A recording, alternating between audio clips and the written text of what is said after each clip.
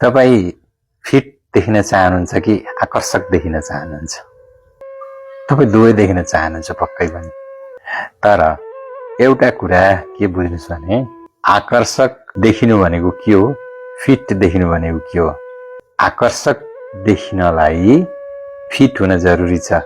तपाईहरु जति आफू राम्रो हुनको लागि बनावटी र कृत्रिम कुराहरुको उपयोग गर्नुहुन्छ, त्यो गर्नको लागि तपाईले गर्ने खर्च र समयको खर्च जुन छ नि, त्यो तपाई वर्कआउटमा खर्च गर्नुस्, जिममा खर्च गर्नुस्। तपाई स्वस्थ हुनुहुन्छ, तपाईको शरीर फिट हुन्छ। वास्तवमा तपाई स्वस्थ हुनु र तपाईको शरीर फिट हुनु नै तपाई सुन्दर हुनु हो। तपाईको शरीर फिट भए तपाई स्वतः सुन्दर देखिनुहुन्छ। तपाई वास्तविक रूपमा भित्रैदेखि स्वस्थ र शारीरिक रूपमा फिजिकल्ली फिट हुने दिशातिर अग्रसर हुनु। त्यसको लागि हेल्दी डाइट लिनुस् र रेगुलर एक्सरसाइज गर्नुस्। तपाईको शरीर प्राकृतिक आकारमा ढल्न थाल्छ। तपाईको बडी टोन्ड हुन्छ। तपाईको शरीरको ढाँचा र आकार प्रकार सुन्दर हुनको लागि त्यसलाई दुईटा कुराको जरुरत पर्छ।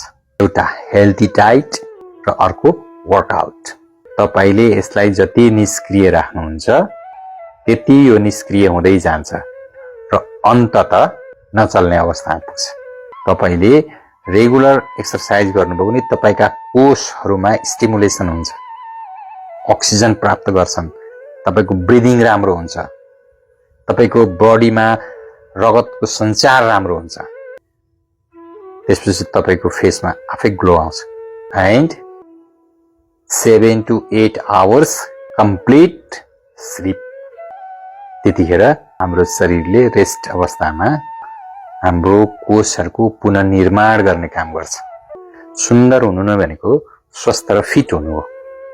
तपाईले एकछिन ब्युटी पार्लरमा गएर डेन्टिङ पेन्टिङ गरेर आएको सुन्दरता कति बेर खप्छ? तपाईले मुख नधोउन्जेल त्यति हैन।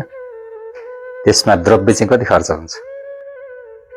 त्यो द्रव्यले तपाईलाई पोषणयुक्त खाना खान पुग्छ, तपाईलाई जिम जान पुग्छ र त्यो नै दिगो पनि हुन्छ।